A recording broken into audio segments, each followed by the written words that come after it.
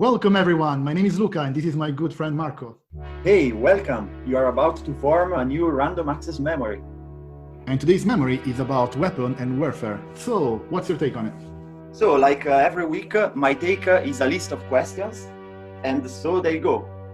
What are weapons? Like the first question will be like a generic introduction of weapons, like what it means, the word weapon, and how did the weapons evolve in human history. The second question will be the following, like often new tech can also be weaponized. So if there is an innovation in technology, it can lead to new weapon or more powerful weapons. And this is sometimes a reason for people to be against technology. Are they right or wrong? What is our opinion on this? The third question is about cyber warfare. So what is cyber warfare? How it will change the world? I mean, it will speed up progress or it will slow it down, and what do we have to fear, etc. And the last question, as always, the most speculative one, is those AGI, so artificial general intelligence, qualify as a weapon? And do you think it will be used as a weapon eventually if we figure it out? You can find the list of topics down in the description below and also in the video bar. Please remember, if you like this video, to share it with people who love to think about science and technology. And please, if you like the channel, do subscribe on the bell and be updated with all future contents. So let's start. What are weapons? Weapons are actually a tool. Like many times I heard that the difference between humans and other animals is actually that humans build tools, and this idea seems to be proven wrong, because it seems that there are some chimpanzee which like somehow modify some wooden stick to make it more effective at catching ants. So it is not true, but it is true that humans in a sense are way ahead in tool making. Like, yeah, it's one of those two things. I think it's communication and tool making are really our cup of tea, let's say, in the animal world. Like many other animals communicate or build tools, but we seem to be more advanced in those two areas. Like it seems to be like the really thing that define a human. I thought it was destroying ourselves that defined us. But yeah, I see your point. Destroy the world and destroy ourselves. Yeah. No, sometimes this is another character of humans, you know, like sometimes we are defined as the only animal that has warfare. And this might be true. I mean, as far as I know, you don't have a organized group, like even very intelligent animals such as elephants. Like they don't seem to divide themselves in teams. I mean, they can have a fight, but it would be maybe a fight to impress females or something like it will not be a fight among two different societies, two different clans, let's say. You don't find the Liberation Front for the elephants. Yeah, I see your it makes sense. To be fair, that could be said that it's not that we are smart enough to have warfare, but they are smart enough to not have it. One could potentially say, you know, because as you said, it's warfare is a human-made concept. So, you know, it can be said that it's ourselves that invented the concept and gave us meaning. Yeah, but do we really invent it? Because actually, I mean, yeah, here is a question, like talking about weapons. How did the weapons evolve? Like obviously in the beginning, so in the early days of mankind, the weapons were probably done for hunting. I mean, like if you want to eat and you are an animal who also eat meats, which was the case in the ancient human. I mean, nowadays we are... No vegan at the time, thank God. Yeah, I mean, a vegan at the time would probably starve to death. I mean, it was already difficult to have enough calories on your table. You didn't even have a table, by the way. I mean, that's what you ate on the ground. But that's for some people that I know of, that's heaven. You know, nature taking care of vegan people. But okay, I would not go that road down that road. Whatever. For me, yeah, nowadays we can even decide to be vegan and to only eat avocado toast with you know, bread without flour or whatever. It's possible nowadays. but back in the day they have to hunt, and to hunt they obviously use weapons. I mean, how do you kill a mammoth? With arrows, with spears? You definitely don't. Nowadays, no. But our ancestors have to eat. I mean, they when they saw a large animal. I would call them tools, though. I would not call them weapon per se. Because, okay, there is a distinction here in my mind. I would call the first examples you brought up, the ancient kind of weapon, I would not call them weapon, as more of tools, because they were not used to fight others. They were used to the purpose of getting food. So I don't think at that point the weapon definition was right. Maybe afterwards, but for those starts, I think they were tools. Yeah, that's the thing, because the weapon is a tool, but the purpose of the tool is to kill. So the question is mainly, when do you start to call it weapon, Because when you move it from necessity of finding food to your other the people around you, from my point of view at least.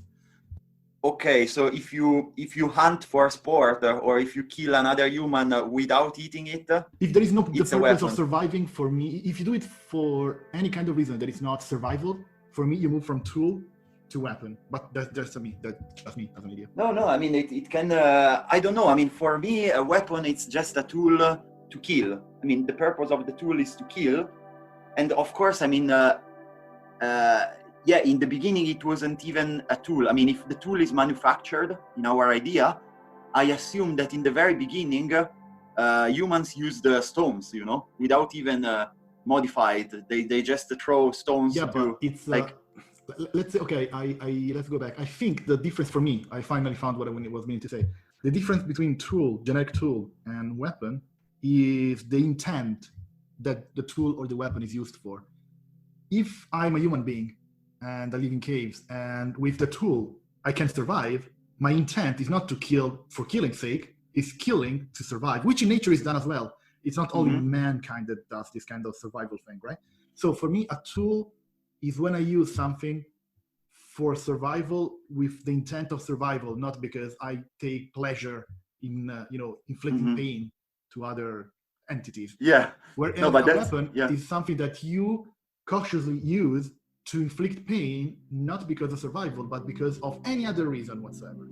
Yeah, no, it is true that usually weapon has a negative connotation, the term weapon. Like when you talk about weapons, you think about something bad, like something related to warfare or something related to hurting others somehow. But yeah, I mean, and now I'm thinking, like, if you are a farmer, let's say, and you have a pig, and at some point you kill the pig to eat it, the knife that you're using, it's a tool and not a weapon in your definition, let's say. I would go for yes, because you are not killing it out of maliciousness or hate or any other reason, except for the same reason as, let's say, you encounter an animal that is so badly injured that it's kind of dying but not fast enough, and you decided to kill it. I don't think that's a weapon. That's a tool for a purpose that it's not hate, but it's compassion as well. So no, I see, because you are giving a definition of weapon that has somehow a negative connotation, like, or not negative, but it implies that you need to be in competition with the thing that you want to kill or hurt. Yeah, exactly. There is a cautious decision to hurt in some way the target that you're gonna pursue or something. So let's move to the second question. Often, when there is a new technology, this technology can be also weaponized. Shall we be afraid? I have to tell you that many times, especially when you talk about technologies that are not so acceptable on an ethical point of view, such as like biological enhancement, like genetic engineering or this sort of technologies, it's quite often, it's statistically significant that somebody comes out with the idea of we shouldn't research and we shouldn't develop this tech because it can be weaponized. Or also, like recently we had improvement in drone technology, So we had better drones, like faster communication, so we can have a real-time driving of remotely driven object, or even with some degree of intelligence. Like if you think about the quadcopter, I mean, it's like the thing that really made it possible, aside from more powerful batteries compared to the weight, of course, it's also the fact that you have that little intelligence that allow you to balance the quadcopter. But yeah, it seems that many times when you talk about the new technologies, especially ethically ambiguous one, the people bring about the idea that a new technology can be weaponized. What do you think? I mean, you think we should really try to think about the new technologies that we develop for fear of being weaponized, or it's not really a concern? It doesn't make much sense for you? Okay, what I think about it is in the book The Art of War by Sun Tzu, if you read it, it says the best war you can wage is the war you don't have to fight. So thinking about technology, you have to think that we are at the point in time where we can engineer a weapon that allows us to never raise any kind of weapon, let's say canonical weapon again. For example, let's say you want to conquer a country. You can weaponize a virus or some way to make the people inside of the country you want to conquer very weak. So you don't even have to wage war. You just have to weaken them, enter the place, and conquer it. So I think we are in a point in history where, yes, new technologies can be used as a weapon. But on the other hand, I think that everything nowadays can be used as a weapon. And also, I don't think the future wars are going to be played or, are going to be made by humans. I think we are in a moment in time where if there is a war, it's going to be solved in a very short period of time, and it's not going to be a human war, but it's going to be a technological war. And also, that's a little interesting because if you think about it, weapons, as production of weapons, has always been a way for a country to make profit. I'll tell you every reference to the United States is. I was thinking more about Germany, for example, whereas for example, in Germany you had a lot of weapons being made, but I'll give you an example. Even Italy, with Beretta and all this kind of weapon machinery, weapon making. Iveco actually. Yeah, Iveco definitely produced weapons also. Warfare factory manufacturing is one of, if not the best way to make a profit. And it's interesting because I don't know if you remember the Taliban war, some years ago and whatever. Yeah, I mean, all the wars in the Middle East were a little bit creepy for me. No.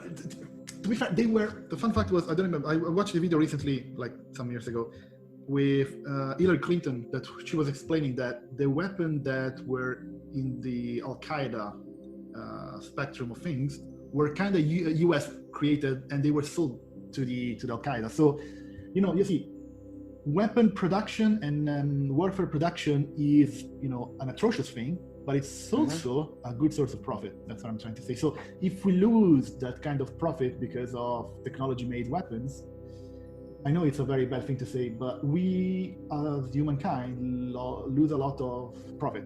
And profit, even if you don't like it, is how society works. So, to a lot of things to think about it. Yes, no, I was thinking, I mean, for the profit, I think that we should, if we are a society that makes a large profit with weapons, then we should definitely better change our business, like maybe use the same technology for something that it's not a weapon. And going back to the let's say Middle East, the last wars of the US in the Middle East, for me they were particularly creepy because we saw very often robot killing humans. Like how many times we saw a drone strike from the US where you have like some humans on the ground, like escaping with a jeep or in a small base, etc. And then you have drones releasing bomb on the population. I mean, to me, this was kind of creepy, and it gives you an idea of what could be the the future warfare. I mean, the future warfare, it's really technologically charged, you know? Like if you have the better technology, you basically don't have, like your enemies cannot do anything to you. I mean, it's completely asymmetric, let's say. But to have the better technology, okay, and that's another point that I want to make, which is going to be interesting. As of today, the best weaponry is composed by different parts, and those different parts are China-made, US-made, European-made. So at the end of the day, there is no weapon that is purely one-sided in composition. But as I said, human beings are good at killing each other because weapons are made by any kind of human being to kill any other kind of human being. So it's not racist. Weapons are not racist in this kind of idea. Yeah, no, there is another good aspect is that now that we have much more powerful weapon, we don't fight as much as we used to fight. So this is like every time people are against technological development because it can lead to more effective weapon, I always think let it be. Because actually, since mutual deterrence, you're talking about mutual deterrence. We have so good of weapons that nobody wants to use them because they know they are effective. That's what you're saying. Yeah. I mean, aside from the nuclear weapon, which is let's say the emblem, the symbol of the mutual deterrence, we also have very effective weapons like the bombs, airplanes with bombs, drones, etc. Politicians with laughter. Yeah, you know. Yeah, they can kill somebody.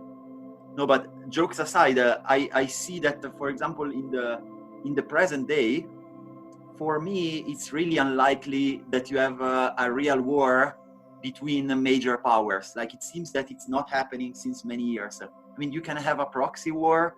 You can have, it's incredible. For example, on the border between India and China, they fought a small battle, but they decided to only use stones and slingshots. They decided not to fire any bullet because they are so afraid to escalate into a real war, into a real war. Sorry, and this it's something new, and also the fraction of people who die in a warfare nowadays is actually absolutely small compared to previous historical period. Depends on how widespread the target is supposed to be. What I mean is we are precise enough that we could potentially use a satellite to track down a single target and just kill that one. But I think, I'm not making any names of any nation here, but I think some nations don't care about being precise. They just care about annihilating the target. I'm not pointing fingers everywhere, but you know what I'm talking about. So talking about precision, there is a way to wage warfare in which you hopefully can be very precise. And we are talking about cyber warfare. And I feel that your job for many years have been kind of related to this, not exactly. But so what's your opinion about cyber warfare? Like what is, in your opinion, cyber warfare? Or if you have a definition, let's say. It's anything that can be used to cripple your enemy in a way that is not physical, but it touches digital stuff. And what I mean is, another way to destroy a country without touching the people in the country itself is destroy the economy of the country. And where is the economy nowadays? It's digital, right? So if you are able to... But that's perhaps a financial warfare. That's also... It is, but you can think about cyber warfare as anything that deals with digital information. And nowadays, economy is digitally based. It's not physically based anymore. So, and that's very sad, because if you want to destroy someone, you just have to erase any record of that person, any digital record for that person, and that person is kind of dead. Okay, first dead in a digital sense, and then dead in real sense. Because think about it, he cannot use the credit card anymore. What you are today is an identifier. You know, your IBAN code, your credit card code, your bank account code. Yeah, right. If you don't have access to those numbers, you're no one. Yeah.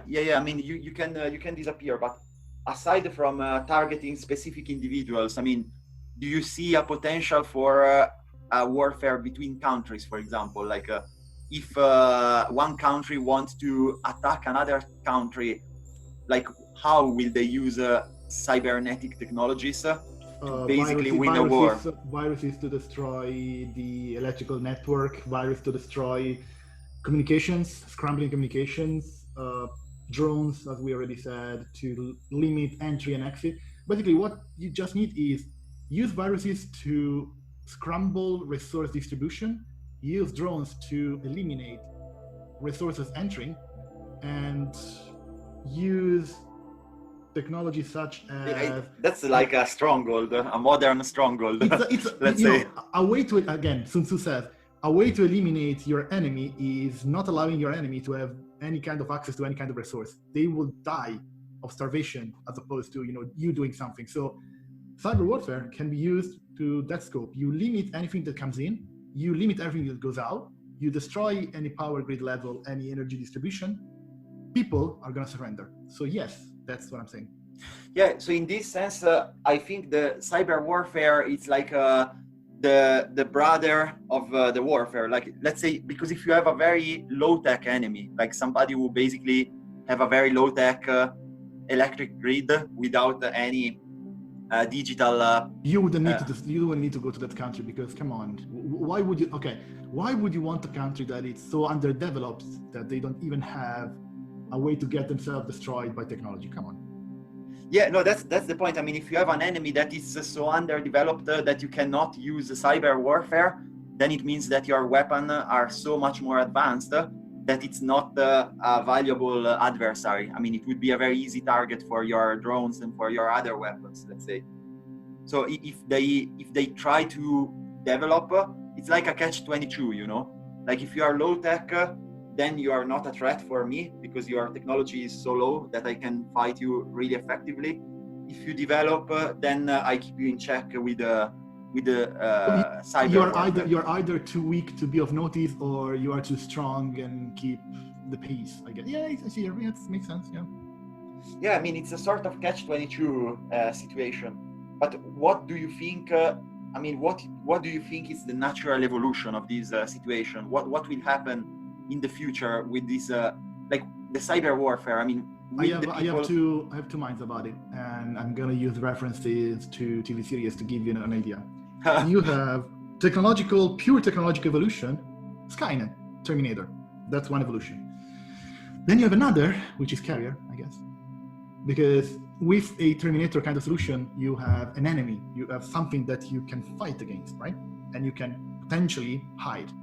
The other solution, the scariest one, is 12 Monkeys, where a virus has been engineered to destroy 80% of humankind. Sorry, are you talking about the army of the 12 Monkeys, right? There is a movie, and then there is a series with 5 seasons, which is more recent and it's very good. The thing is, the other scarier one is you destroy 80% of humankind, selectively save 20% that you want, and you can't really fight against a crafty made virus that is targeted to kill you, because you can hide from a robot or an android, whatever. You can't hide from a fucking virus. Do you? I mean, we look like we were hidden for a month from a virus. But the problem is that because there was help from the state. Okay, let's say, what happens if they put the virus in your water supply? You don't drink. So, you can hide from a robot. You can't really hide from a virus that an enemy state, or even your state themselves, used on you. Because unless you don't drink, you don't eat, you're going to have at some point to enter in contact with the virus itself. And if it's designed to specifically target your DNA or your, actually you can do the opposite. It's specifically targeted to avoid specific DNAs as opposed to harm specific ones, so it's easier to engineer. But so it's like the reverse of ethnic cleansing. I mean, it's the end up. You code what you want to save as opposed to coding what you want to kill, which is easier. But in mathematics, it's easier to disprove something than to prove it, because disproving is one example. Yeah, you just prove that it doesn't work. So, Yeah. No, it's a very scary development. I mean, but would it qualify as a cyber warfare? I mean, It cyber does. warfare It would. because it's information, like the No, genetic it would information. because it would because an engineered virus is a virus that's being created with technology to have a specific purpose. So, by definition, is cyber created. Actually, about the cyber warfare, I was, I mean, as always, the definition are always a problem. But anyway, it's interesting that the DNA, at the end of the day, is information, like it's an information carrier. So it could be considered like in the cyberspace somehow with a little bit of stretch. But going right into the cyberspace, we finally arrive to the AGI, Artificial General Intelligence. So yeah, this is really difficult to define as a weapon. Like, I don't know if you ever heard the example of the paperclip Artificial General Intelligence. The only paperclip that I know of is the annoying one in Office. No. It's like there is an example in which one guy, it's the CEO of a company that produces paperclips. So he wants to make paperclips more efficiently, and he wants to do more paperclips for a lower price. And he has some very good engineer, which is able to create an artificial general intelligence. And thus, he asked this artificial general intelligence to make, guess what? Paperclips. And the intelligence does so. The problem is that it does so well that kills humanity to turn them into paperclips. Because it's like the scope of the intelligence is to make more paperclips, you know? So it's like you, whatever your ambition, whatever your life goal are, your goals are not compatible with the idea of making more paperclips. So would this be a weapon? I don't think so, because it's like it's not something that you use to kill somebody. It's the intent, as we said at the beginning. It's the intent, the difference here, I guess. Yeah, I mean, you have the intent to create paperclips, and you end up killing the entire human race, let's say. So but you could also start an artificial general intelligence with the intent to kill all the people of a particular race, or to kill all the people who have a particular opinion or political view, or who live in a specific territory, let's say. Hearing you speaking, I have another, my funny references. I have two other interesting point of views from two different series again, which may be what you're looking for. One of the example is a TV movie, which is Captain America. I don't know if you remember the Inside projects where the Hydra, which was the enemy, was able to develop an artificial intelligence that was able to predict what would be your imprint in the world. So they were able to decide who to kill before that person could do something to, destroy their objectives. So let's say you would grow up to be a scientist that would create a cure to cancer. And because of the cure to cancer, people from the pharmaceutical industries would lose a lot of money. So what's your solution? You just kill that person when it's young, if you're able to predict what it's going to do. So that's one.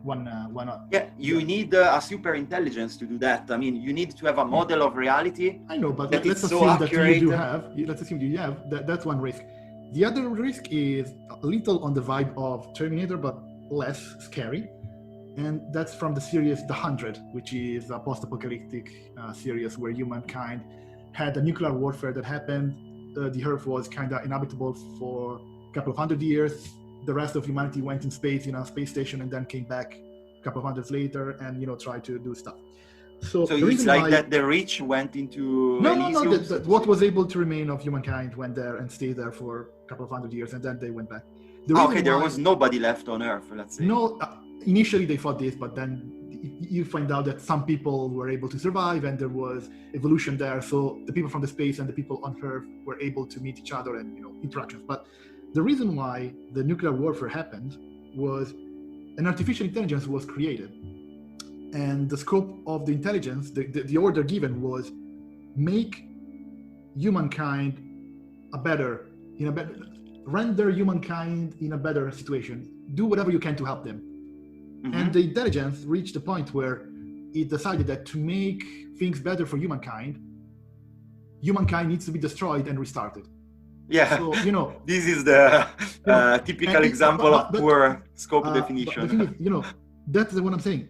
And what I think is, the purpose of that AI was not malicious. It was, as you said for the Clippers, it was the solution that was found to solve a problem. The issue here is, as I've said so many times, if you look at it from an AI perspective, a human being is imperfect, energy wasteful, resource wasteful. We are, by definition, something that should be fixed because we destroyed we destroyed the world we live in. So the way to make us better is to not make us. That's what I mean. Yeah, no, but I think in that case, it would not be a weapon. Let's say, imagine that you are artificial general intelligence, you are super intelligent. You create a computer that is able to simulate all the humans alive on the planet. So what's better than scanning every single brain and upload them on the computer and then kill them so they don't consume resources and they don't pollute the environment, etc. I mean, if you see it from outside and you see this intelligence that basically kill everybody and leaves only a pile of corpses, you would think it's bad, but it's actually very good because we will just be uploaded into a sort of virtual paradise where we can, have cocktails on the seaside. And by the way, I have a definition for the 100 AI, which is called perverse instantiation, which means an implementation of a command that it started with good reasons, but it destroyed what was supposed to be the purpose. So you start with it's the way for machine AI to say good intentions are good at the start, but not at the end.